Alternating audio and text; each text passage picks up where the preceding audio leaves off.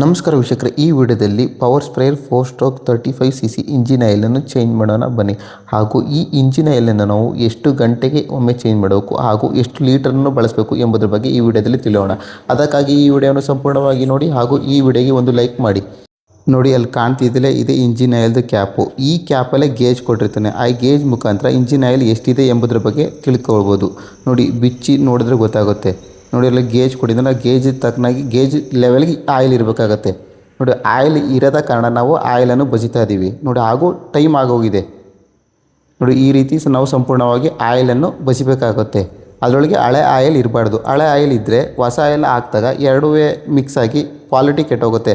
ಅದಕ್ಕಾಗಿ ನಾವು ಹಳೆ ಆಯಿಲನ್ನು ಸಂಪೂರ್ಣವಾಗಿ ಬಸಿಬೇಕಾಗುತ್ತೆ. ನೋಡಿ, ನೋಡಿದ್ರೆ ಕಾಣುತ್ತೆ ಇದೆಯೋ ಇಲ್ಲವೇ ಎಂಬುದರ ಬಗ್ಗೆ.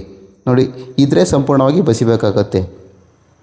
ನೋಡಿ, ಈ ರೀತಿ ನಾವು ಸಂಪೂರ್ಣವಾಗಿ ಬಸಿದ ನಂತರ ಆಯಿಲನ್ನು ಅದಕ್ಕೆ ಹೊಸ ಆಯಿಲನ್ನು ಹಾಕಬೇಕಾಗುತ್ತೆ. ಹಾಗಾದರೆ ಯಾವ ಆಯಿಲ್ ಹಾಕಬೇಕು ಎಂಬುದರ ಬಗ್ಗೆ ನೋಡೋದಾದರೆ, ನೋಡಿ, 4 ಸ್ಟ್ರೋಕ್ 10W30 ಗ್ರೇಡ್ ಆಯಿಲ್ ನಾವು ಯೂಸ್ ಮಾಡಬೇಕಾಗುತ್ತೆ. ನೋಡಿ, ಈ 4 ಸ್ಟ್ರೋಕ್ 35cc ಇಂಜಿನ್ಗೆ ಈ 4 ಸ್ಟ್ರೋಕ್ 10W30 ಗ್ರೇಡ್ ಆಯಿಲ್ನ ನಾವು ಬಳಸಬೇಕಾಗುತ್ತೆ. ಹಾಗಾದರೆ ಎಷ್ಟು ಲೀಟರ್ ಬಳಸಬೇಕು ಎಂಬುದ್ರ ಬಗ್ಗೆ ನೋಡೋದಾದರೆ, ನೋಡಿ, ಈ 35cc 0.1 ಲೀಟರ್ ಅಥವಾ 100 ml ಅನ್ನು ಬಳಸಬೇಕಾಗುತ್ತೆ ನಾವು. ಹಾಗಾದರೆ 25cc ಇಂಜಿನ್ಗೆ ಎಷ್ಟು ಬಳಸಬೇಕು ಎಂಬುದರ ಬಗ್ಗೆ ನೋಡೋದಾದರೆ, ನೋಡಿ, 4 ಸ್ಟ್ರೋಕ್ 25cc ಇಂಜಿನ್ಗೆ 0.08 ಲೀಟರ್ ಅಥವಾ 80 ml ಅನ್ನು ಬಳಸಬೇಕಾಗುತ್ತೆ.